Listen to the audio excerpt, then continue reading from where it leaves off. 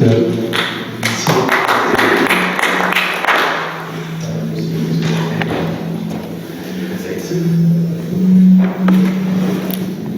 Merci un peu voulu. Retour. Merci. C'est le retour qu'il faut un peu baisser.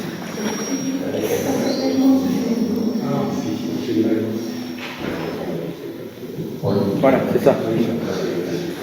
Bon, merci Martine, c'est vraiment un plaisir d'être enfin devant vous, après 3 rebords, mais ça a un bon côté, parce que du coup je vais pouvoir vous présenter nos derniers résultats. Je n'étais pas autorisé à les présenter avant que l'article soit publié, donc il a été publié pour la journée mondiale du cancer le 9 février, donc c'est des résultats très frais.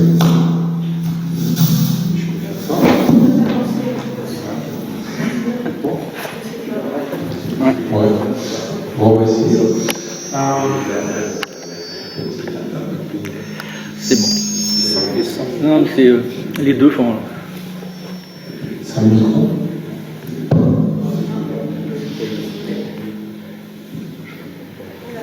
Il a du mal à s'éteindre, ce sont des choses qui arrivent. C'est aussi bien. Voilà. Celui-là. Ah, super. Bon, merci. Donc voilà, c'est les travaux qui ont été relayés dans la presse et à la télé. Donc je vais vous parler de cette découverte sur le rôle des vaisseaux sanguins dans l'immunothérapie du cancer. Je vais expliquer pourquoi l'immunothérapie du cancer, c'est vraiment une révolution. Et le rôle des vaisseaux sanguins, notamment les vaisseaux sanguins HEV. Donc HEV, c'est pour un anglais High Endothelial Vénule. Donc en fait, ce sont des petits vaisseaux sanguins, des vénules. Endothéliales, ce sont les cellules qui tapissent la paroi de ces vaisseaux. Et arrondi cuboïdal, c'est pour la morphologie de ces cellules qui est très différente de la morphologie aplatie classiquement retrouvée dans les sonotelles qui tapissent les vaisseaux sanguins en général, les vaisseaux sanguins classiques. Et donc, je vais vous montrer que ce sont des bons vaisseaux qui combattent le cancer. On va voir comment.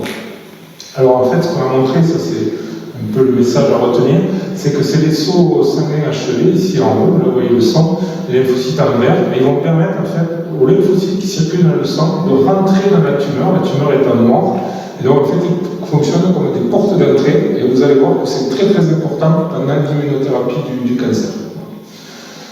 Alors juste pour refaire un peu l'histoire, ça fait, comme disait Martine, ça fait 30 ans en fait que je m'intéresse à ces vaisseaux achevés, donc la découverte ça se fait pas d'un jour. Au départ, moi je suis ingénieur en biotechnologie de l'INSA de Toulouse et j'ai décidé de faire une thèse en biologie moléculaire avec le professeur François Maric sur un sujet très fondamental, sur qu'est-ce qui se passe dans le noyau des levures de bière, Saccharomyces cerevisiae. J'ai découvert tout un tas de gènes qui sont impliqués dans la maturation des ARN ribosomiques, voilà. Donc un sujet très fondamental. Dans l'équipe du professeur François Maric, il y avait plusieurs thématiques, notamment celle qu'il dirigeait avec le professeur Gérard Bouche. Sur les vaisseaux sanguins et sur le facteur FGF2, le facteur de croissance des des vaisseaux sanguins. Et je dois dire que pendant ma thèse, moi je travaillais sur la levure, mais j'étais beaucoup plus attiré par ce qu'ils faisaient eux sur les vaisseaux sanguins. Donc quasiment le lendemain de ma thèse, en septembre 82, ma thèse a bien marché, j'ai fait 5 publications, j'ai eu la chance d'avoir le professeur Michael Roswell dans le jury qui est devenu un prix Nobel de médecine en 2017. Donc ça marchait très bien, mais je voulais changer, je voulais travailler sur les vaisseaux sanguins. Donc juste après la thèse, un mois après, j'étais à Harvard Medical School où le professeur Timothy Springer m'a proposé un sujet sur les vaisseaux sanguins qui était très original dans son équipe parce que le professeur Springer, en fait, il est très connu parce qu'il a découvert toutes les molécules d'adhésion des lymphocytes, des globules blancs. Donc dans l'équipe, tout le monde travaillait sur les globules blancs, sur les lymphocytes. Moi, j'étais le seul à m'intéresser aux vaisseaux sanguins. Voilà. Il y a eu le prix Gerner il y a 2 ans, là, et c'est l'antichambre du prix Nobel, donc il est pressenti, on verra bien ce que ça donne. Et par ailleurs, il est devenu milliardaire parce que c'est un des premiers investisseurs dans Moderna.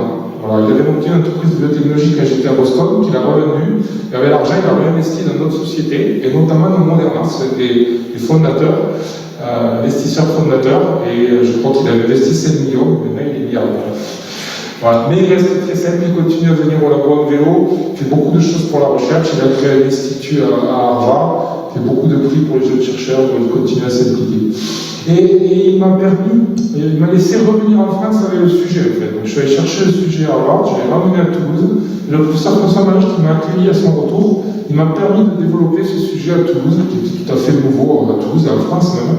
Et il m'a permis aussi d'être recruté à l'INSERM en 1996. Donc en fait, c'est grâce à eux, le professeur Gérard Bouche, si on a pu faire tous ces travaux.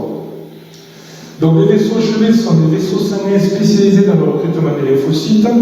Bon, ils ont cette morphologie, là, bien sûr, cette morphologie arrondie. Elles ont aussi des caractéristiques biochimiques, elles incorporent de grandes quantités de sulfate, et ça c'est pas classique dans les vaisseaux. Et en fait, elles expriment des glycoprotéines sulfatées reconnues par un anticorps spécifique, MK79, voilà, qui reconnaît que ces vaisseaux achevés dans le corps humain. Et le plus important, c'est la fonction de ces vaisseaux achevés, leur capacité à recruter les lymphocytes. Et ça a été démontré pour la première fois par Sir James Gowan et ses collègues dans les années 60. Ils ont injecté des lymphocytes radioactifs chez le rat intraveineux.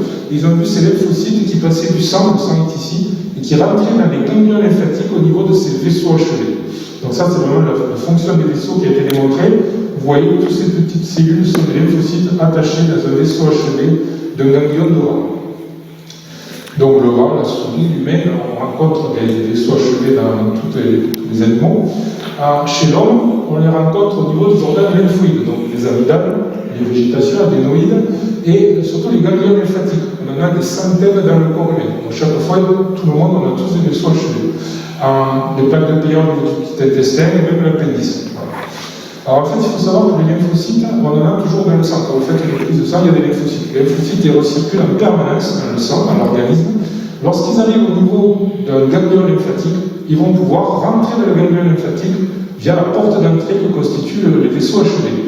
Une fois dans le ganglion, ils vont éventuellement chercher un antigène étranger, de virus, de bactéries, voire un morceau de cellules cancéreuses. Le plus souvent, ils ne vont rien trouver, donc ils vont repartir tranquillement dans la lymphe, circuler dans la lymphe, jusqu'au canal thoracique, où ils repassent dans le sang. Et ainsi de suite, les lymphocytes, comme ça, vont circuler dans l'organisme à travers l'ensemble des ganglions lymphatiques. Et c'est très très important pour les défenses naturelles, la surveillance immunitaire, la protection contre les virus, les bactéries, les parasites et les cellules cancéreuses. Donc les vaisseaux achevés qui permettent cette recirculation des lymphocytes sont en fait très importants pour la surveillance immunitaire et pour la protection de l'organisme contre les infections et contre le cancer également. Alors on peut visualiser en vrai, en direct, par une technique qui s'appelle la microscopie intravitale, la microscopie in vivo, le processus de capture et recrutement des lymphocytes au niveau des vaisseaux achevés. Ici, c'est un vaisseau achevé, ici, ce sont des vaisseaux non achevés, et tous les petits points blancs, ce sont des lymphocytes qu'on a injectés à l'intraveineux. Ils sont capturés spécifiquement au niveau du vaisseau achevé. Vous pouvez voir qu'il y en a qui bougent, ce qu'on appelle en français le roulement, en anglais le rolling. Voilà, ils interagissent, ils roulent le long de la paroi. D'autres sont arrêtés, ce qu'on appelle en anglais le sticking. Voilà, et c'est vraiment très spécifique. Et ça, c'est donc réalisé sur une souris vivante endormie. Donc, on sait maintenant que c'est un processus en plusieurs étapes, donc le roulement, le freinage, l'arrêt, puis ensuite il rampe un peu la surface du vaisseau, parce qu'en fait, ils cherchent une voie pour sortir, ce qu'on appelle les exit-rampes, et une fois qu'ils trouvent l'exit-rampe, ils vont rentrer dans le tissu. Mais tout le processus, le plus important, c'est la première étape. Elle est médiée par une protéine de type lectine à la surface des lymphocytes, la sélectine L, qui reconnaît la famille de glycoprotéines sulfatées, donc reconnue également par l'anticorps MK79, qui est vraiment spécifique de ces vaisseaux achevés. Et cette reconnaissance, elle est critique pour toute l'efficacité du processus. Alors on peut visualiser ça, c'est en temps réel, c'est de l'ordre de la seconde, le roulement et l'arrêt. Et ensuite, ça prend plus de temps. Ça prend entre 10 minutes et 1 heure. Donc là, on fait de la microscopie en accéléré. Donc sur le film d'après, 10 secondes, en fait, c'est 45 minutes de film. Donc ici, les lymphocytes sont en rouge, le sang est ici, les vaisseaux achevés. Et vous voyez les lymphocytes qui rentrent, qui passent à travers ces fameuses exit-rampes, là, vous pourrez regarder, à la queue bleue. Voilà, les lymphocytes rentrent au niveau de ces vaisseaux achevés. Ce sont vraiment des vaisseaux très efficaces, des vaisseaux spécialisés dans le recrutement des lymphocytes, c'est des vaisseaux professionnels. C'est vraiment leur métier de recruter les lymphocytes dans le tissu. Alors, moi, qu'est-ce que j'ai fait quand j'étais chez le professeur Timothy Springer? En fait, comme j'étais biologiste moléculaire, il m'avait demandé de cloner des nouveaux gènes exprimés par les soins de gel qui tapissent à la paroi de ces vaisseaux. Donc, la difficulté, c'était de mettre au point des protocoles pour isoler ces cellules, pour les purifier. C'était pas facile parce qu'en fait, dans un organe lymphoïde comme un ganglion, il y a beaucoup de lymphocytes, beaucoup de globules blancs et très peu de vaisseaux en fait. Donc ces cellules, c'est moins de 0,02% des cellules du tissu. Donc c'était pas facile, mais j'ai pu y arriver en utilisant un anticorps spécifique, un MK9 couplé à des piles magnétiques avec un aimant j'ai pu comme ça purifier les cellules et j'ai pu utiliser un fil d'approche de biologie moléculaire pour cloner les gènes exprimés dans ces cellules. Donc au fil des années, j'ai poursuivi ça à mon retour en France. On a fait à la fois à partir de tissus humains frais. Donc à Boston, j'ai récupéré les amygdales de l'hôpital des enfants, qui était juste à côté du labo. Et à Toulouse, on a aussi fait à partir d'organes faits de souris, en plus de l'humain. On a découvert plein de nouveaux gènes chez l'homme. Donc ELIT, c'était à Boston. Supel, c'est un transporteur de sulfate, c'est vraiment clé pour la reconnaissance des lymphocytes. Tabel, c'est un facteur de transcription à doigt de zinc atypique. Voilà, c'est le prototype d'une nouvelle famille chez l'homme. Et le plus connu des gènes que j'ai découvert, c'est le gène codant pour l'interleukine 33, l'IL33, qui est stocké dans le noyau des cellules des vaisseaux achevés. Et en fait, ça fonctionne comme un signal d'alarme qui va être libéré quand les cellules sont endommagées. Donc, non seulement les vaisseaux achevés, mais les autres vaisseaux sanguins, les épithéliums au niveau du nez, des poumons, des caractéristiques au niveau de la peau. Donc toutes ces cellules vont libérer l'IL33 qui alerte les cellules immunitaires en cas de danger. Et ça joue un rôle notamment important dans l'allergie, ce qu'on a montré récemment. Les allergènes présents dans l'environnement, que ce soit les acariens, les moisissures, ils contiennent des activités protéolytiques capables de plier d'activer l'IL33. Et c'est très très simple, ça suffit à déclencher des crises allergiques. Donc en fait, mon équipe, on est la moitié à travailler sur l'IL33 et son rôle dans l'asthme et l'allergie, et l'autre moitié sur le rôle des vaisseaux sanguins achevés dans le cancer, dont je vais vous parler aujourd'hui.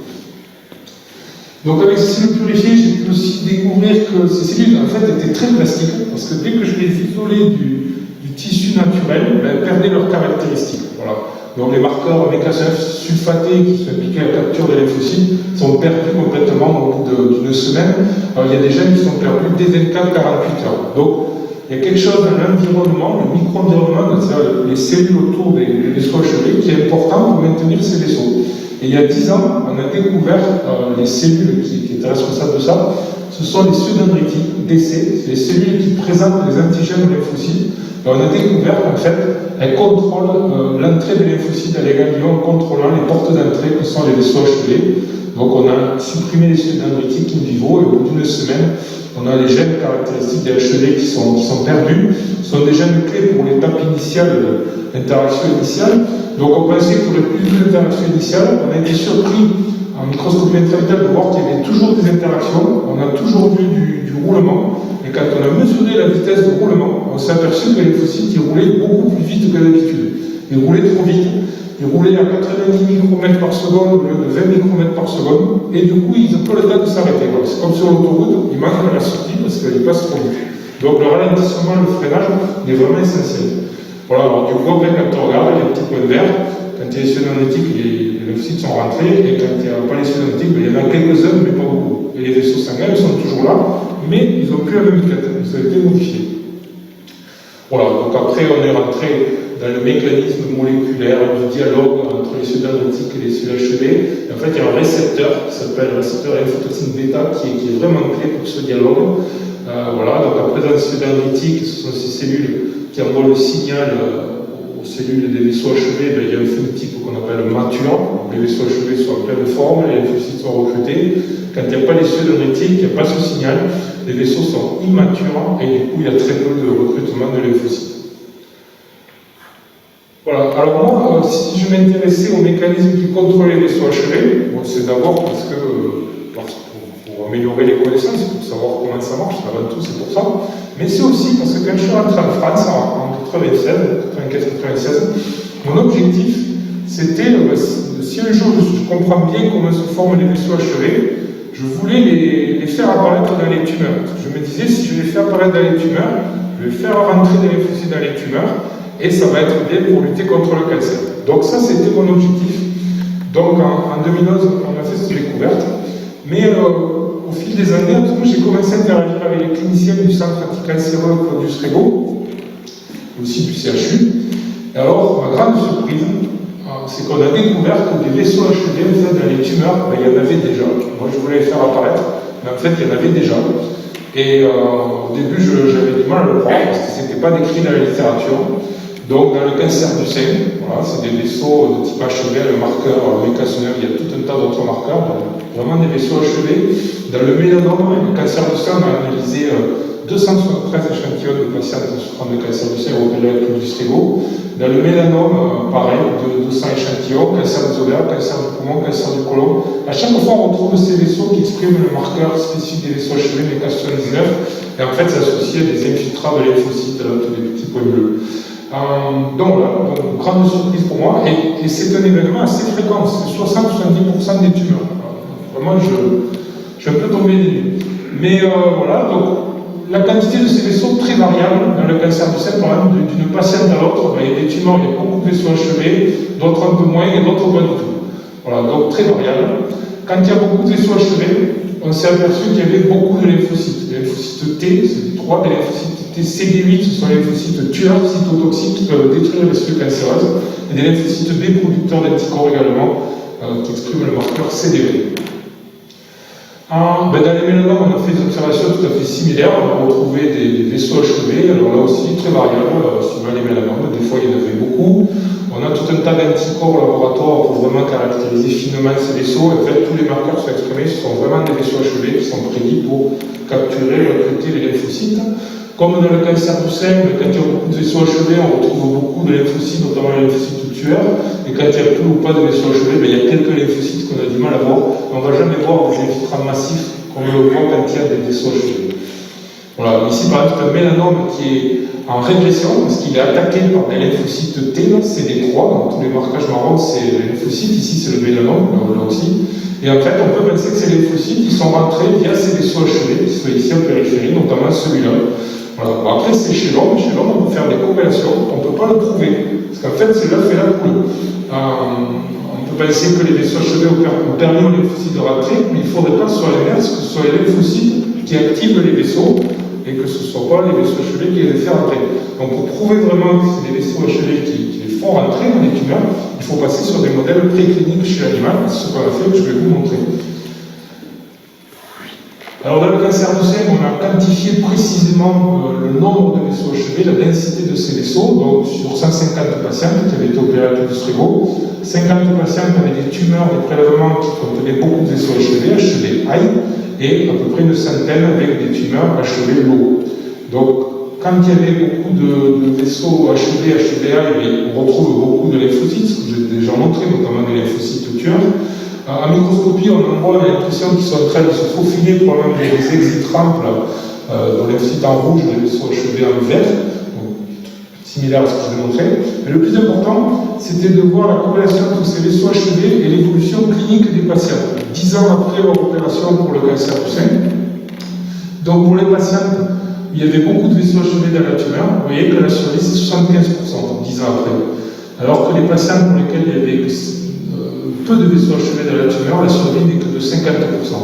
Donc ça c'est la survie globale, la survie sans métastase, donc c'est des différences significatives. Donc pour la première fois, donc, on a montré que une forte densité de vaisseaux achevés est associée à une forte infiltration lymphocytaire et une évolution clinique favorable dans le cancer du sein. Alors ces résultats ils étaient importants. Pourquoi ils étaient importants? Parce qu'en fait ils ont renversé, ils sont allés contre le dogme qu'il y avait en cancérologie à l'époque. Le dogme c'était que les vaisseaux sanguins favorisent la croissance des tumeurs, ça reste vrai, parce qu'ils amènent de l'oxygène, de la nourriture aux cellules cancéreuses. Donc il y a 20-15 ans, il y a des stratégies qui ont été développées pour bloquer les vaisseaux sanguins, pour asphyxier les tumeurs. Ça a donné des résultats mitigés, voilà. Il faut bien le dire, avec le recul, ça n'a pas été aussi bien que ce qu'on espérait. Voilà, donc clairement la genèse tumorale s'associe à un mauvais pronostic. Mais nous, on a amené un nouveau concept. On a dit attention, dans la tumeur, tous les vaisseaux, ils ne sont pas équivalents. Et il y a certains vaisseaux particuliers, les vaisseaux achevés, qui au contraire luttent contre la tumeur en permettant l'entrée des lymphocytes. Voilà le concept qu'on a proposé. Du coup, attention, parce que quand on bloque tous les vaisseaux, si c'est une tumeur où il y a beaucoup de bons vaisseaux, ce n'est pas la bonne approche. Voilà. Donc, maintenant qu'on sait ça, le but reste un peu le même. C'est mieux comprendre comment ces vaisseaux achevés se forment pour pouvoir augmenter leur proportion dans les tumeurs, augmenter leur nombre. Voilà, alors maintenant je passe au cœur de la découverte, dans le rôle des vaisseaux achevés dans le traitement du cancer, et en particulier dans la réponse à l'immunothérapie du cancer. L'immunothérapie du cancer, c'est vraiment quelque chose de révolutionnaire. Donc c'était l'avancée de l'année dans le Science en en 2013, dans Nature en 2014, pareil. Donc c'est à peu près à ce moment-là, au moment où j'étais venu donner la conférence, il y a 8 ans et demi, où nous on a commencé à étudier le rôle des vaisseaux achevés dans la réponse à l'immunothérapie, parce qu'on s'est dit qu'il doit forcément jouer un rôle. Alors l'immunothérapie, comment ça marche, les fondements? Ce qui a été découvert, c'est qu'en fait les cellules cancéreuses, au bout d'un moment, elles inactivent les lymphocytes. Voilà, il y a des signaux inhibiteurs sur les lymphocytes qui fait que les lymphocytes ne sont plus capables de reconnaître et de détruire les cellules cancéreuses, notamment à cause de récepteurs inhibiteurs, CTLA4 et PDE, qui sont présents à la surface des lymphocytes. Et donc, la stratégie d'immunothérapie, c'est d'utiliser des drogues, en fait, des anticorps qui bloquent ces récepteurs, donc anti-CTLA4, anti-PDE, présents à la surface des lymphocytes. Du coup, les lymphocytes ne sont plus inhibés, ils sont réactivés et ils peuvent à nouveau détruire les cellules cancéreuses. Donc, c'est le professeur James Allison qui a montré ça le premier en 1996 dans Science, dans un modèle préclinique. Donc, c'est vraiment lui qui a inventé le concept. Il a fallu 15 ans pour que ça débouche chez l'homme sur les essais cliniques qui ont été des réussites en 2011. Et le professeur Ronjo, qui a eu le prix Nobel avec le professeur James Allison, lui, il a découvert la molécule PDE. Il ne travaillait pas du tout sur le cancer, il travaillait sur les infections virales. Et en fait, c'est comme ça qu'il a découvert PDE. Comme quoi, il faut vraiment faire la recherche fondamentale dans tous les domaines, notamment la recherche sur les virus et les infections qui n'étaient pas assez développées. Donc maintenant, avec le Covid, ça vient changer. Mais voilà. Donc, alors, pourquoi c'est une révolution de l'immunothérapie?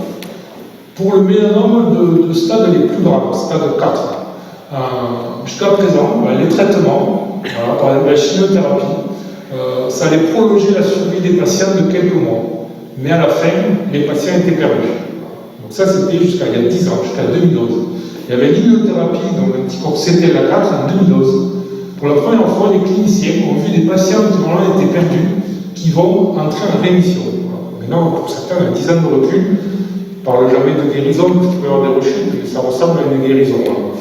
Et donc, en fait, le problème, c'est que ça marchait que pour les 20% des patients, un peu plus même. Souvent, c'est 20%, donc un patient sur 5. Ça veut dire que pour 4 sur 5, ça ne marchait pas.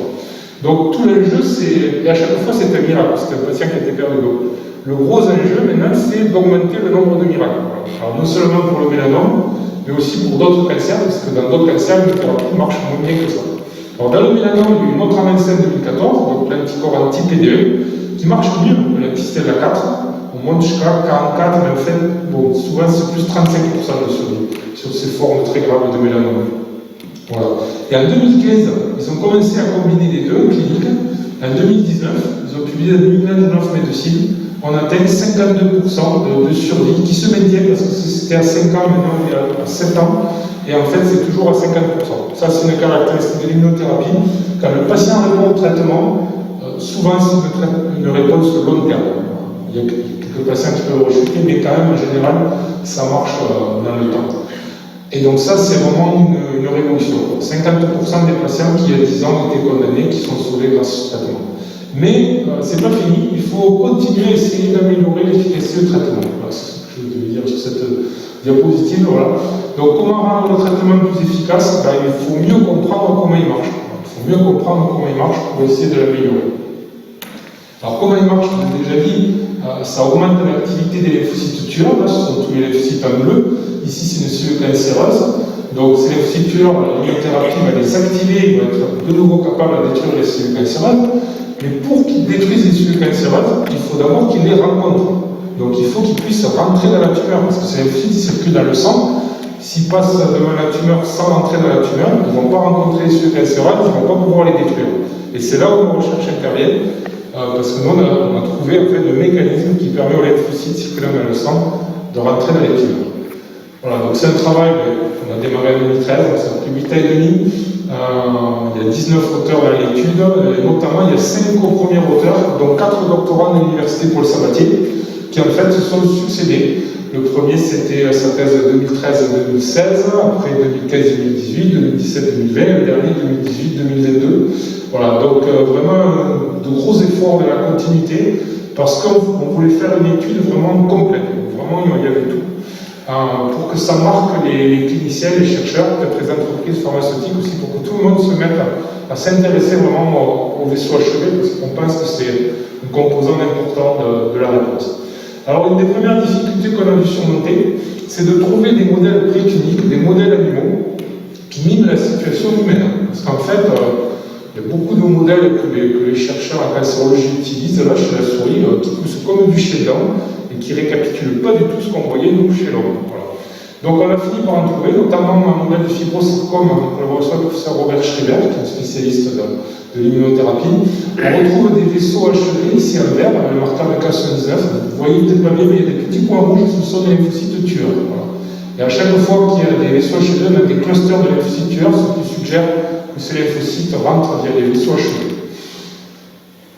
Deuxième chose qui a été difficile, c'est de mettre au point des techniques de microscopie in vivo, microscopie intravitale, pour visualiser les vaisseaux achevés de tumeurs, c'est-à-dire transposer ce que nous faisions déjà pour les vaisseaux achevés de ganglions aux tumeurs. Et c'est beaucoup plus compliqué parce que les vaisseaux tumoraux, c'est l'anarchie, c'est compliqué. Mais on est arrivé à détecter les vaisseaux achevés in vivo, comme ça, chez la souris vivante endormie, avec le marqueur MK79, là en vert, vous voyez le vaisseau achevé de tumeur, et ici il y a des vaisseaux non achevés. Donc ça c'est super parce que du coup on peut comparer, on peut injecter des lymphocytes fluorescents, et on peut comparer leur comportement dans les vaisseaux achevés, MK79+, et dans les vaisseaux non achevés, MK9-. Donc on peut voir si les lymphocytes sont recrutés, interagissent avec les vaisseaux, est-ce qu'il y a une étape, est-ce que ce sont plusieurs étapes, comme les ganglions, avec ce roulement, ce sticking, tout ça. Voilà, et surtout l'importance relative des vaisseaux achevés par rapport aux autres vaisseaux de la tumeur. Donc ça, c'est le résultat. Donc c'est la première fois qu'on visualisait le recrutement des lymphocytes au niveau d'un vaisseau achevé de tumeur, et on voit des lymphocytes qui sont en train de rouler la paroi, d'autres qui sont, voilà, certains qui passent un peu vite, et d'autres qui sont arrêtés. Voilà, donc on retrouve finalement les étapes qu'on voyait dans les vaisseaux achevés de ganglions, voilà, ceux-là qui se roulent ici, et ceux-là qui sont arrêtés. Donc on est sur des tumeurs qui sont traitées avec des anticorps anti-CTLA4, anti-PD1, donc l'immunothérapie, les mêmes anticorps que chez l'homme, vraiment les équivalents. Donc on a quantifié tout ça, donc voilà, là, cette flèche c'est le lymphocyte qui roule, cette flèche c'est celui qui est arrêté, donc on quantifie des fractions de lymphocytes qui roulent, et on voit que les lymphocytes qui roulent, c'est surtout dans les vaisseaux achevés, un petit peu dans les vaisseaux non achevés, mais la majorité c'est les vaisseaux achevés, et les lymphocytes qui s'arrêtent, c'est entièrement dans les vaisseaux achevés. C'est exclusivement dans les vaisseaux achevés. Ça, c'est un modèle de fibrosarcome. On a confirmé nos résultats dans d'autres modèles de cancer, dans d'autres backgrounds génétiques, notamment un modèle de cancer du côlon. Là, on observe du rolling dans les vaisseaux non achevés, mais tout le sticking quasiment se fait au niveau des vaisseaux achevés. Et ça, c'est un modèle de carcinome mammaire, un modèle de cancer du sein. Alors là, vraiment, tout le rolling, tout le sticking, tout se fait au niveau des vaisseaux achevés. Voilà. Et chaque fois, c'est traitement avec les anticorps d'immunothérapie anti-CTLA4, anti-PD1, comme chez nous. Donc ensuite, on a regardé ce qui est le crawling, là, quand les lymphocytes rentrent à la surface. Alors, on a vu que c'est en fait comme dans les ganglions, il y a bien ce processus en plusieurs étapes. Donc les lymphocytes ils rentrent à la surface et puis ils vont finir par rentrer. Donc la tumeur est toujours en noir, enfin noir et bleu. Voilà, donc on peut mesurer comme ça les trajets des lymphocytes.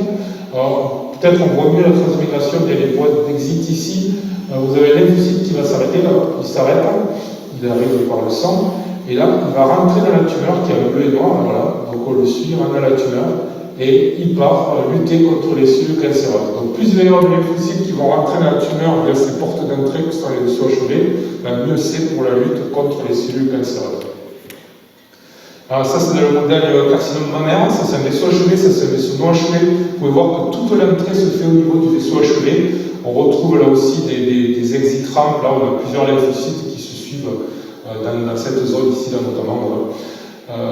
Voilà, donc ça c'est carcinome mammaire, traité, immunothérapie, anti-CTLA4, anti-PD1. Ça maintenant c'est le modèle cancer du côlon, ça c'est des vaisseaux achevés, ça c'est un vaisseau non achevé. Vous pouvez voir que tout se passe au niveau des vaisseaux achevés, tous les lymphocytes sont capturés, roulent, interagissent et rentrent dans la tumeur au niveau de ces vaisseaux achevés. Donc en fait, les vaisseaux achevés sont les portes d'entrée quasi exclusives. Ça, on ne s'y attendait pas, on pensait que ils allaient recruter, on ne pensait pas que tout se jouerait entièrement au niveau des vaisseaux achevés. Voilà, donc c'est la conclusion, les vaisseaux achevés sont les portes d'entrée principales des lymphocytes dans les tumeurs pendant l'immunothérapie anticancéreuse, et c'est vrai dans tout un tas de modèles. On pense que c'est vrai pour toutes les tumeurs solides, c'est différent pour les cancers hématologiques. On pense que ça va être vrai pour toutes les tumeurs solides, donc c'est un concept général, c'est pas spécifique juste d'un cancer. Voilà, ça c'est le résumé, voilà, c'est les vaisseaux sanguins, les lymphocytes, ils circulent lorsqu'ils arrivent au niveau d'une tumeur. s'ils rencontrent les portes d'entrée, donc en vert, qui sont les vaisseaux achevés, ils vont pouvoir rentrer dans la tumeur. Alors on a détaillé les mécanismes impliqués, je ne vais pas les détailler aujourd'hui, mais on sait exactement comment ça marche.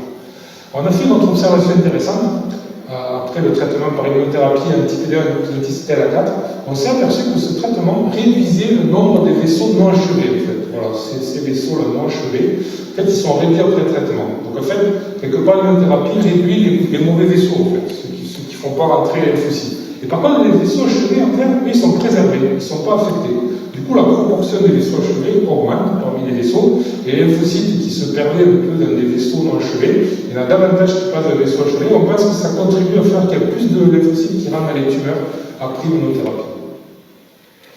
Alors tout ça, c'était des modèles précliniques chez l'animal. On a voulu savoir qu'est-ce qui se passait chez l'homme. Donc notamment dans le mélanome métastatique. Donc on a collaboré avec le professeur Caroline Robert, c'est une des pionnières, de Stade aussi, à Villejuif. C'est une des pionnières, c'est une des premières cliniciennes à avoir appliqué une thérapie, donc ipilimumab, c'est l'anticorps anti-CTLA4, de New England of Medicine en 2012. Également les anti-PD1, nivolumab et pembrolizumab, il y a deux anticorps différents, donc en 2015. Donc c'est vraiment une des meilleures spécialistes mondiales de l'immunothérapie du mélanome. Donc on a eu la chance de travailler avec elle. On a étudié une cohorte de patients de mélanome métastatique, essentiellement de stade 4, quelques patients stade 3, donc les plus graves.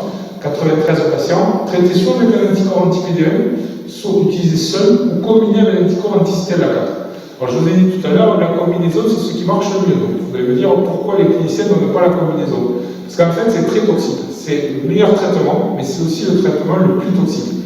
Et quand je dis toxique, ça peut entraîner la mort de certains patients. C'est vraiment très toxique. Donc en fait le clinicien, il sait très bien que c'est le traitement le plus efficace, mais il rechigne toujours à donner ce traitement combiné. Il va tenir compte de est-ce que le patient va pouvoir le supporter, est-ce que de toute façon il n'y a pas le choix parce que le mélanome est tellement grave qu'il faut donner le traitement le plus fort. Mais en fait, les cliniciens à l'heure actuelle, ils n'ont pas de marqueur pour prédire est-ce que le traitement va marcher. C'est-à-dire, quand ils donnent le traitement combiné, il faudra être sûr que ça va marcher, que ça vaut le coup. Voilà, donc vous allez voir que les vaisseaux achevés sont le premier biomarqueur aussi. Alors on rencontre voilà, donc ça c'est un patient qui a été traité avec anti-PD1 plus anti-CTLA4 combiné, beaucoup de vaisseaux achevés dans la lésion métastatique de mélanome de la peau. Donc ça c'est des lésions avant le début du traitement. Voilà. Donc il y a des vaisseaux achevés. Ici c'est un patient traité avec monothérapie anti-PD1. Vous voyez qu'il y a aussi beaucoup de vaisseaux achevés dans la peau de la lésion. Alors sur la cohorte des 93 patients, ce qu'on a observé, c'est que quand il y avait parmi les patients qui répondent à l'immunothérapie, on a un score de HEV qui est en général plus fort. Voilà, c'est significatif par rapport aux patients qui ne répondent pas. En termes de survie, pareil. Les patients pour lesquels il y avait plus de vaisseaux achevés dans les métastases de mélanome, il y a une meilleure survie à 5 ans que les patients où il y avait peu de vaisseaux achevés. Donc ça, c'est la cohorte globale.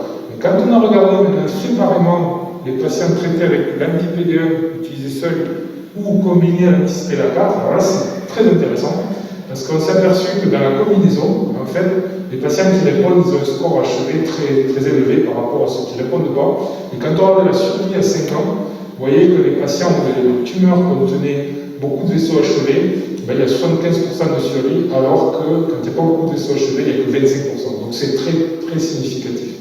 Et à l'inverse, les patients qui ont été traités uniquement avec l'anti-PD1, vous voyez que les vaisseaux achevés ne prédisent pas la réponse. Ni la survie, ni la réponse au traitement. Donc en fait, les vaisseaux achevés permettent de prédire la réponse au traitement combiné, et c'est ce que les cliniciens cherchent à l'heure actuelle, un biomarqueur qui prédit cette réponse. Voilà. Donc clairement, on voit bien que la quantité de vaisseaux achevés, c'est important dans les tumeurs. Donc de nouveau, ce qu'il faut pour le futur, c'est être capable d'augmenter cette proportion de vaisseaux achevés. Alors comment on fait? On fait de la recherche, on essaie de comprendre comment les vaisseaux achevés sont fabriqués et comment on pourrait augmenter leur nombre, les rendre plus efficaces. Alors pour ça, nous, on a développé ces dernières années des approches de séquençage haut débit sur cellules uniques, single cell RNA-seq. On est capable d'isoler une cellule achevée, que ce soit de ganglions ou de tumeurs, et d'identifier tous les gènes exprimés dans cette cellule. Et du coup, ensuite, on peut les comparer. Donc, on a fait ça avec des cellules, des vaisseaux achevés de ganglions normales, l'homéostasie. Pendant l'inflammation, quand les ganglions gonflent, quand vous avez une infection, les ganglions enflammés, quand on bloque la voie, l'intitoxine bêta-récepteur, qui est le signal émis par les cieux dendritiques, où là les HEV se dédifférencient, voilà, et on a fait ça aussi pour les tumeurs. Alors on a fait pas mal d'observations, je ne vais pas vous parler aujourd'hui, mais par exemple on a découvert que les cellules des vaisseaux HEV étaient hétérogènes, ce qui était totalement inconnu. Donc là, voilà, elles expriment toutes MK79, là, les cellules. Mais glycamate, qui est une des glycoprotéines sulfatées reconnues par MK79, va être exprimée par cette cellule ou celle-là, mais pas par celle d'à côté. Vous voyez, celle d'à côté, ni celle-là ici. Pendant l'inflammation, donc ça c'est l'homéostasie, pendant l'inflammation, on a des vaisseaux achevés, la MK+, avec une seule cellule qui exprime le marqueur glycamate. Ici, vous avez deux vaisseaux achevés, celui-là où le marqueur glycamate est exprimé, et celui-là non. En fait, et ici, vous avez un autre marqueur qui est exprimé sur une face du vaisseau et pas de l'autre côté. On pense qu'ici, il y a des signaux inflammatoires qui augmentent ce marqueur. Donc en fait, on découvre une hétérogénéité dans les tissus que vraiment on ne soupçonnait pas, et qui n'était pas décrite. Bon, ce qui est intéressant, c'est qu'on a pu comparer les cyanothèles des vaisseaux achevés aux cyanothèles des vaisseaux achevés de tumeurs par rapport aux ganglions. Alors on s'est aperçu qu'il y avait des similitudes, mais aussi des différences. Voilà. Donc parmi les similitudes, à chaque fois, elles dérivent de petits vaisseaux, de vénules postcapillaires, donc ça c'est pareil. Les cyanothèles des vaisseaux achevés de tumeurs, elles ressemblent beaucoup plus, elles sont en bleu ciel, elles ressemblent aux cellules en rouge, qui sont les cyanothèles des vaisseaux achevés de ganglions enflammés. Voilà. Et on a confirmé que les vaisseaux achevés de tumeurs sont des vaisseaux vraiment enflammés, qui sont les vaisseaux les plus enflammés de la tumeur. Elles expriment tous les gènes, tout ce qui est la synthèse des glycoprotéines sulfatées MK79, ça c'est vrai. Par contre, on s'est aperçu que les gènes caractéristiques des vaisseaux achevés matures, donc dépendant du récepteur l'antitoxine bêta, ils sont faiblement exprimés dans les vaisseaux achevés de tumeurs. Donc, en fait, ces cellules, elles ont un phénotype achevé immature. C'est-à-dire, on n'est pas du tout, c'est pas du tout aussi bien que les cellules achevées des ganglions. Donc, on se dit que du coup, on peut les améliorer dans les tumeurs. On doit pouvoir les améliorer.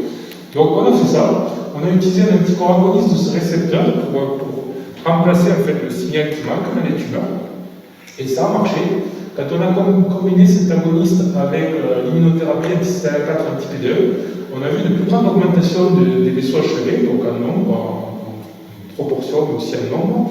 On a vu au niveau de la morphologie qu'on retrouvait vraiment la même morphologie que celle des vaisseaux achevés de ganglions, alors qu'à l'habitude dans les tumeurs, c'est toujours un peu plus hétérogène, un peu petit, un peu arrondi, mais on retrouve beaucoup plus la morphologie arrondie. On retrouve les gènes caractéristiques du phénotype achevé mature. Et le plus important, c'est que cela entraîne la régression de tumeurs qui en fait étaient un peu résistantes à l'immunothérapie. L'immunothérapie ralentissait la croissance mais ne permettait pas d'induire la régression de ces tumeurs. Mais quand on augmente le nombre de vaisseaux achevés, on a la régression des tumeurs. On le voit aussi ici. Vous voyez que la plupart des tumeurs vont régresser. Voilà, ça c'est chez l'animal, c'est une preuve de concept. On est encore loin de l'application longue. Ça va prendre au moins 10 ans, peut-être au moins, si toutes les sociétés pharmaceutiques se lancent, peut-être, ce que j'espère, mais ça va quand même prendre du temps. Voilà. On prouve que ça peut marcher, mais ça reste compliqué. Voilà. Entre-temps, les cliniciens, ils font des avancées avec ce qu'ils ont sous la main, c'est-à-dire les traitements déjà disponibles. Je vous ai montré tout à l'heure, en combinant les deux anticorps, ils avaient déjà augmenté le nombre de patients qui répondent. Et ce qui se passe à l'heure actuelle, depuis l'année dernière, ce que j'appelle la seconde révolution de l'immunothérapie anticancéreuse, c'est qu'actuellement, l'immunothérapie, elle se fait après la chirurgie. Le chirurgien enlève la tumeur et les anticorps anti-CTLA4, anti-PD1 sont injectés après coup. Donc, ils activent les lymphocytes, mais il n'y en a pas beaucoup de lymphocytes qui s'activent parce qu'il n'y a plus de cellules tumorales. Du coup, ces lymphocytes vont recirculer dans l'organisme pour rechercher d'éventuelles cellules métastatiques, pour éviter la rechute. Mais il n'y en a pas beaucoup. Et donc la nouvelle stratégie qui est en développement, ce qu'on appelle l'immunothérapie non-adjuvante, c'est de faire le traitement d'immunothérapie avec les anticorps CTLA4 avant que les chirurgiens enlèvent la tumeur. L'avantage, c'est qu'on active les lymphocytes, il y a beaucoup de cellules tumorales, il y a beaucoup de lymphocytes qui s'activent, et ensuite ces lymphocytes, ensuite le chirurgien va enlever la tumeur. Encore que dans certains cas, on pense que les lymphocytes eux-mêmes suffiront à éliminer la tumeur, il n'y aura plus besoin d'opérer le patient, je vous en reparler pour le cancer du côlon. Voilà, mais en tout cas, on a beaucoup de lymphocytes qui ont appris à reconnaître les cellules cancéreuses, qui vont circuler dans l'organisme, et donc ça va être plus efficace pour éviter les rechutes. Voilà. Et alors ça a l'air d'être le cas. Pour l'instant, il n'y a pas assez de recul encore. On a, voilà, c'est quoi, 2 ans et demi de recul, voilà, 3 ans, même pas. Mais dans le mélanome là, de stade grave, on atteindrait les 80% de survie. Et en général, l'immunothérapie, quand le patient répond, c'est stable. Donc peut-être ça va baisser un peu, mais quand même. Donc c'était 50% pour l'instant, et là peut-être 75%. De nouveau, c'est la combinaison CTLA-4-PD1 qui marche le mieux. Ça, c'est la monothérapie PD1. On voit bien la différence entre les deux. Alors, un autre avantage de faire ça, de traiter l'immunothérapie d'abord avant que le chirurgien lève la tumeur, c'est que quand le chirurgien lève la tumeur et que l'anatomopathologiste l'analyse, il peut voir si l'immunothérapie a marché, si la tumeur est en train de régresser, si les cellules cancéreuses sont en train de mourir, si une partie déjà sont mortes. Donc en gros, est-ce que le traitement marche? Donc, ça, c'est très intéressant. Et avec l'immunothérapie, donc ce qu'ils appellent pathological complete response. Donc, pathological complete response, le chirurgien, il regarde et toutes les cellules cancéreuses sont mortes grâce aux lymphocytes qui les ont tuées. Après, NIR, pathological complete response. Donc, bon, il y a une moitié de la tumeur où les cellules sont mortes et d'autres non. Mais c'est pas mal. Et partial, c'est partiel. Voilà. Mais dans les 3 cas, dès qu'il y a un début de réponse, dès qu'il y a une évidence que les lymphocytes sont en train de détruire les cellules cancéreuses, ben regardez la survie des patients. À 2 ans et demi, on est à 95 et 100%. Et à l'inverse, des patients où on ne voit pas de réponse, on le sait vite, c'est l'avantage. Est-ce qu'il y aura un autre traitement pour ces patients? Ça, on ne sait pas. Mais au moins, on sait que ce traitement ne marche pas et qu'il faut essayer autre chose. Et on le sait vite parce que, en général, le chirurgien, il va opérer, ça dépend, mais 1 mois et demi après, oui. Au bout d'1 mois et demi, on sait déjà que le traitement ne marche pas et qu'il faut essayer autre chose. Alors qu'à l'heure actuelle, c'est des traitements qui durent 1 an après la chirurgie et tout. Donc souvent, c'est trop tard après pour essayer autre chose. Voilà. Et dans le mélanome, il y a beaucoup de mélanomes où il y a des mutations de l'oncogène de BRAF. Donc il y a des inhibiteurs pharmacologiques de BRAF qui ont été développés, qui sont utilisés en clinique, ce qu'on appelle les thérapies ciblées. Alors la thérapie ciblée, le problème c'est que même quand il y a une réponse, alors ça marche, ça bloque les cellules cancéreuses, mais c'est des réponses transitoires, il y a des rechutes. Donc même quand il y a une réponse complète, il y a des rechutes, et dès que la réponse est juste partielle, ben là c'est pas du tout bon en fait. Que l'immunothérapie, même une réponse partielle, voilà, on sait déjà que c'est vraiment un très bon signe, même si la tumeur n'a pas été entièrement détruite, on sait que les lymphocytes sont en train de travailler et qu'ils vont finir par la détruire. Voilà. Et j'ai assisté, c'était l'an dernier, à une conférence du professeur Alexander Egermont, c'était l'ancien directeur de Gustave Roussel de Juste, il est revenu aux Pays-Bas. Alors il était très enthousiaste, lui c'est un chirurgien qui notamment opère les cancers du côlon, donc il nous racontait néoadjuvante immunothérapie donc pour le mélanome, mais aussi le cancer de la vessie. Et dans le cancer du côlon, qui est sa spécialité, donc c'est pas tous les cancers du côlon, c'est les cancers du côlon où il y a beaucoup d'instabilité génétique, où il y a beaucoup de mutations de l'ADN. Du coup, les cellules cancéreuses sont très anormales, et du coup, les lymphocytes ils peuvent les reconnaître. Alors, dans ces cancers, pour l'instant, ça démarre, ce n'est pas encore les essais cliniques, mais c'est une étude aux Pays-Bas notamment, pour 20 patients avec une traite d'immunothérapie avant d'opérer, 19 sur 20, il y a une réponse complète. Les cellules cancéreuses sont complètement détruites. Et donc, ce qu'il disait, c'est que le futur, au moins pour ces cas, pas tous les cancers du côlon, mais ces cas particuliers, il pense qu'il n'y aura plus du tout de chirurgie. Il faudra de l'imagerie, on détectera le cancer, on traitera avec une thérapie, et ils referont de l'endoscopie, imagerie pour vérifier, voilà, le cancer a disparu, monsieur, madame, vous pouvez rentrer chez vous. Voilà, donc il y a beaucoup d'essais actuellement de développement pour le cancer du poumon, cancer de la tête et du cou, de l'œsophage, cancer de l'estomac, cancer du sein. Tout ça est en plein développement. Les cliniciens essaient à l'heure actuelle de combiner une thérapie avec la radiothérapie, la chimiothérapie, des traitements classiques qui vont faire des mutations dans les cellules cancéreuses. Du coup, les cellules cancéreuses seront davantage anormales et elles seront mieux reconnues par les lymphocytes. Donc, si on combine les deux, on peut améliorer l'efficacité des traitements. Donc, ça, c'est la partie en clinique. Nous, les chercheurs, on essaie de mieux comprendre ce qui se passe pour aussi améliorer le traitement. Ça prendra peut-être un peu plus de temps. Mais clairement, quand on voit ce qui s'est passé depuis 10 ans, je pense qu'on peut se donner rendez-vous dans 10 ans, ça aura encore beaucoup progressé. Et c'est vraiment. Voilà pourquoi notre découverte elle est aussi importante, parce que personne n'avait jamais étudié comment les lymphocytes rentrent dans les tumeurs. Voilà, s'ils ne rentrent pas, en fait, c'est ça qui se passe souvent. Quand les patients ne répondent pas à l'immunothérapie, on s'aperçoit qu'il n'y a pas de lymphocytes qui rentrent dans les tumeurs. Donc, l'immunothérapie ne peut pas marcher. Donc si on crée les portes d'entrée, les vaisseaux achevés, on pense que ces patients-là, peut-être, commenceront à répondre à l'immunothérapie. Voilà, avec ça, je voudrais remercier vraiment tous les membres de mon équipe qui ont travaillé pendant plus de 15 ans maintenant sur ces thématiques. Donc surtout les doctorants, en fait pas que d'ailleurs, les statutaires aussi. Donc comme je vous ai dit, il y avait une postdoc et 4 doctorants en co-premier auteur. Mais donc c'est Sia Aspire, Claire Tardino, Juliette Couder, Robin Lafont, Lucas Blanchard. Et Isabelle Bellard, c'est l'ingénieur du CNRS, qui est la spécialiste de microscopie infradigitale. Voilà, je peux citer aussi Nathalie Ortega qui est en charge de toute la partie immunohistochimie. Et tous ceux qui ont initié le travail. C'est Christine Moussion, c'était une doctorante, elle a fait le travail tout seul, du papier qu'on a fait dans Nature tous les deux. Et Ludovic Martinet et Ignacio Garrido, c'est eux qui ont découvert les vaisseaux achevés dans les tumeurs en collaboration avec les cliniciens de l'Institut du Sego, l'Institut universitaire du cancer de l'Oncopole, le CRCT, Gustave aussi, professeur Caroline Robert. Mon équipe fait partie du laboratoire d'excellence Toulouse Cancer, Toucan. Les financeurs, les donateurs, sans les donateurs de la Ligue et de l'ARC, on n'aurait rien pu faire. La Ligue nous a soutenus pendant 10 ans, et maintenant, ces 10 dernières années, c'est l'ARC qui nous a soutenus à hauteur de quasiment, ça fait le total, 1 million d'euros. Donc, sans les donateurs, on n'aurait pas pu faire tout ça. On a aussi des financements de l'État, de l'Institut national du cancer, de l'ANR. Voilà, les plateformes aussi, que ce soit l'UPBS ou Genotool, c'est très important pour toutes nos études, que ce soit en transcriptome, en imagerie ou en expérimentation animale. Et je remercie également l'Académie des sciences, l'Académie de médecine, le CNRS, qui ont reconnu l'importance de nos travaux sur les vaisseaux achevés. Voilà, j'ai terminé, je peux encore répondre à vos questions.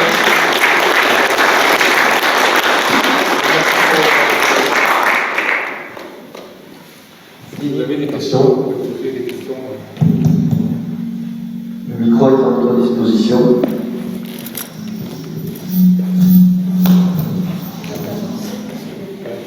Oui. Bonsoir, dans le vaisseau achevé, tu as montré qu'il recrutait différentes catégories, disons, lymphocytes. Est-ce qu'il y a des plasmocytes qui rentrent aussi? Plasmocytes, je ne sais pas. Des cellules B naïves, oui. Stade différencié, je ne sais pas. Voilà. Mais potentiellement, en tout cas, oui, les lymphocytes B, oui. Dans certaines tumeurs, il y a même ce qu'on appelle des organes lymphoïdes tertiaires, des agrégats, on va y avoir des lymphocytes B qui là vont se différencier. Voilà, donc on pense que c'est plutôt les lymphocytes naïfs qui sont rentrés au départ via les vaisseaux achevés. Mais c'est pas connu là. Personne ne sait comment les lymphocytes B rentrent dans les tumeurs. Et il y a eu des papiers dans Nature pour dire qu'ils sont importants aussi pour la réponse à l'immunothérapie. Il faut les étudier. Maintenant, il y a pas mal de gens qui les étudient. Donc, j'espère qu'à notre étude, on fera pareil pour les vaisseaux achevés. On a besoin qu'il y ait plus d'équipes dans le monde qui se lancent. Dans notre papier, il y a 10 ans, n'a pas assez stimulé les compétiteurs. J'espère que mais ce coup-ci, c'est vraiment en train de changer parce qu'il y a tous les leaders de domaine là, qui ont déjà réagi. Donc je pense que ça va vraiment lancer une dynamique. Question suivante. Bon, je vois qu'on commence pas.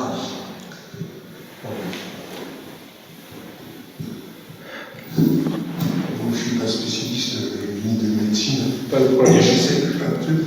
Il y a une chose que j'ai pas, que c'est très difficile à capter et d'exposer en temps de cours, c'est quand on représente les vaisseaux achevés, quand on fait un petit dessin pédagogique pour un ganglion lymphatique, on représente une artériole qui rentre et qui se divise en achevé. Oui. Ça, c'est un dessin. Oui. Le problème que je pose, c'est la question topologique. Vous en avez parlé, mais c'est pas difficile, c'est pas facile à capter.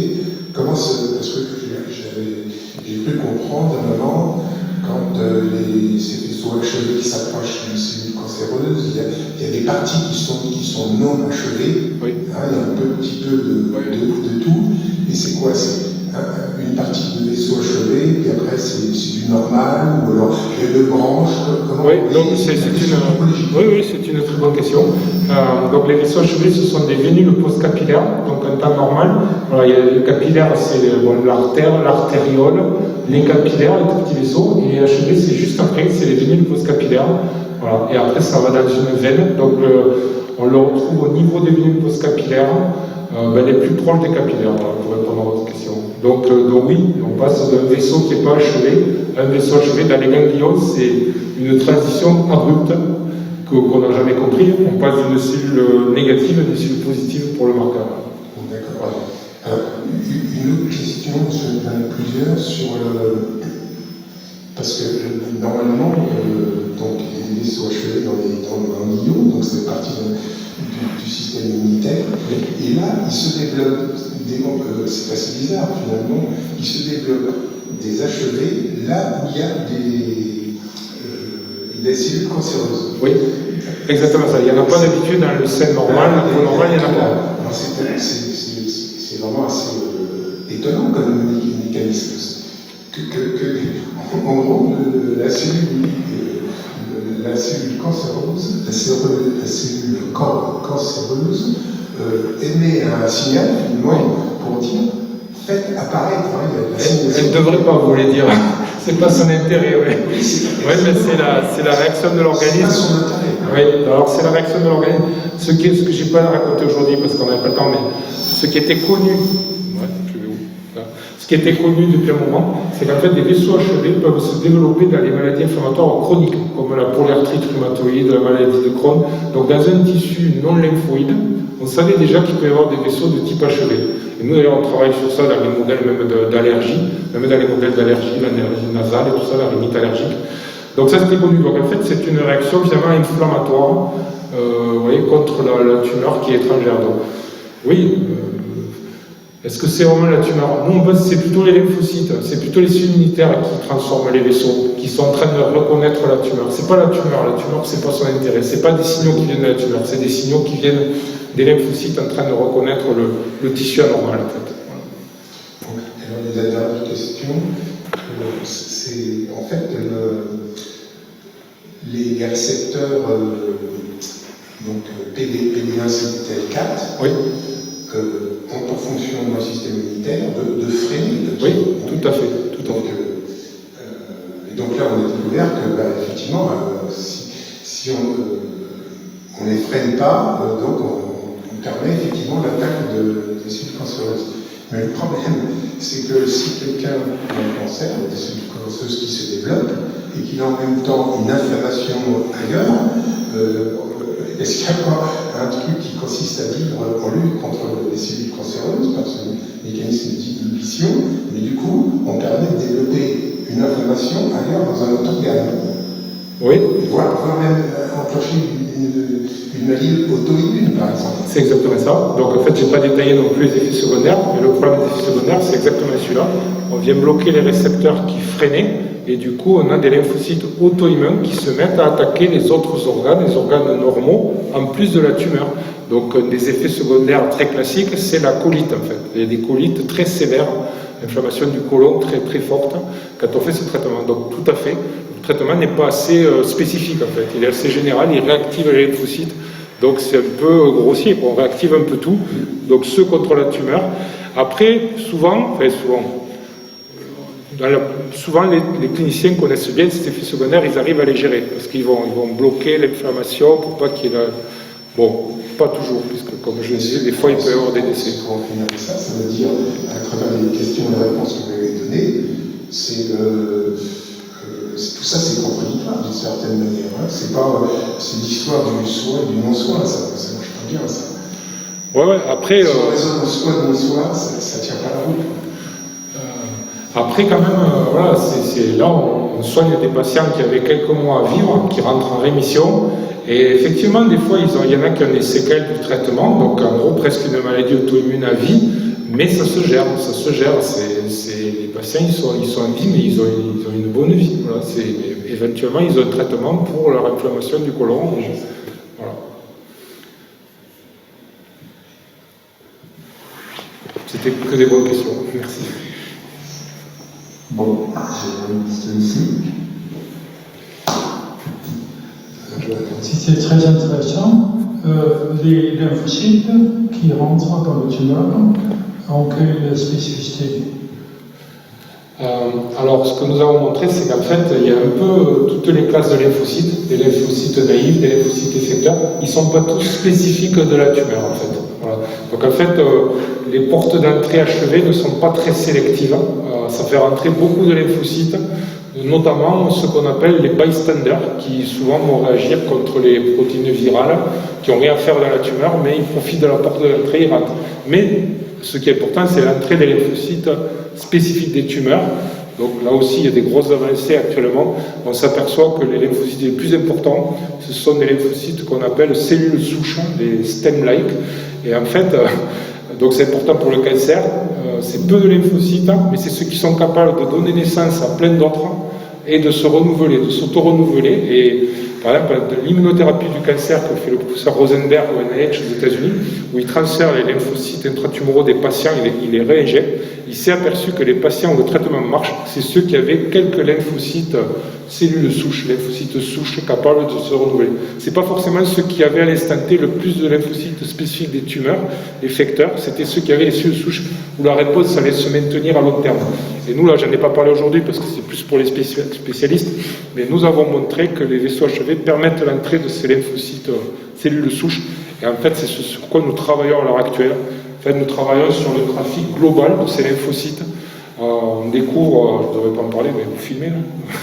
Parce que, voilà, on découvre qu'en fait, ils naissent dans les ganglions, drainant la tumeur. Donc, les vaisseaux HV jouent un rôle clé dans la naissance de ces lymphocytes souches. Et ensuite, ils quittent les ganglions et ils rentrent dans la tumeur. Donc, en fait, on a un double rôle des vaisseaux HV de ganglions et des vaisseaux HV de tumeur. Et on a des mécanismes différents. Voilà. Donc, voilà. Mais ce n'est pas quand même très sélectif, les portes d'entrée. Ça fait rentrer beaucoup de lymphocytes. Et chez les malades qui répondent au traitement, est-ce que la spécificité ou la chronologie des lymphocytes change avec le temps? Très cher avec le temps. Oui, on s'aperçoit que quand il y a réponse, il y a des clones particuliers qui s'expandent en fait. Les clones tumor-réactifs.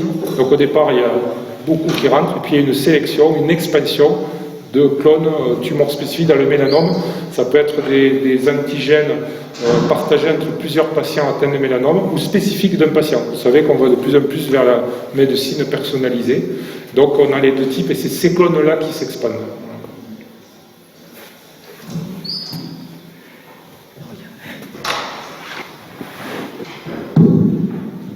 Voilà, j'ai baissé un petit peu le niveau. Qui? Je ne vois pas de main. Oui. Ça va.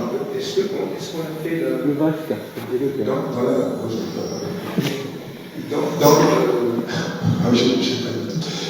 Donc, est-ce qu'on a une vue exhaustive des récepteurs sur les lymphocytes T, tels que PD1, CTL4? Est-ce qu'il n'y en a pas autre? Est-ce que c'est aussi Il y en a plein d'autres. On bouchait tous les trous, si je puis dire, si on mettait tous les anticorps qui recouvrent tous les... Donc il y en a plein d'autres. Donc la réponse, c'est une très bonne question. La réponse, c'est qu'il y en a plein d'autres. Et il y en a plein d'autres qui sont en cours de développement clinique par les sociétés pharmaceutiques. Le but, c'est d'en trouver un qui serait encore mieux, qui aurait les mêmes effets que l'antistératide, qui serait moins toxique. Donc oui, il y en a plein d'autres. Plein d'autres, ils sont pas tous au stade clinique, mais il y en a au moins 2 ou 3 autres qui sont prometteurs. Est-ce qu'ils seront mieux? Je ne sais pas. C'est un peu trop tôt pour le dire. Parce que ça reste le même genre de choses. Peut-être qu'il faut aussi combiner avec des stratégies différentes, genre ce qu'on fait nous, pour améliorer l'entrée. Mais il y en a plein d'autres. Je ne vois pas d'autres questions, je vais en poser une.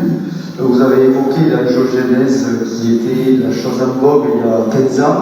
Ouais. Aujourd'hui, on sait que les gens qui ont un cancer, on évite les sucres, d'alimenter. Est-ce que le changement de paradigme de l'angiogénèse, puisque vous faites le contraire quasiment, ouais. Est-ce que pour le sucre, il se dessinerait quelque chose comme ça aussi? Alors, pour le sucre, je ne sais rien. Mais en tout cas, c'est plus compliqué que ça. Là, je vais peut-être un peu trop simplifié. C'est que en fait, l'angiogénèse, au départ, les stratégies anti-vaisseaux, c'est on coupe la circulation, tout ça. En fait, c'est pas comme ça que ça marche. Les anti-VEGF, l'Avastin, qui a été beaucoup utilisé pour le cancer du côlon notamment, en fait, ça normalise les vaisseaux. Donc, les vaisseaux dans les tumeurs, ils sont complètement anormaux et ça les rend plus normaux. Et quand ça les rend plus normaux, ils peuvent plus facilement se transformer en vaisseau HV. Et à l'heure actuelle, il y a des gens qui combinent les anti-angiogéniques avec l'immunothérapie. Donc, ça peut être plus compliqué, et le sucre, je ne sais pas. Est-ce qu'on a encore des questions à vous poser? Je n'ai pas l'impression. Même si on n'a pas épuisé le sujet, ni tout votre 30 ans de travail penché là-dessus, on vous remercie beaucoup. Merci. Et bravo pour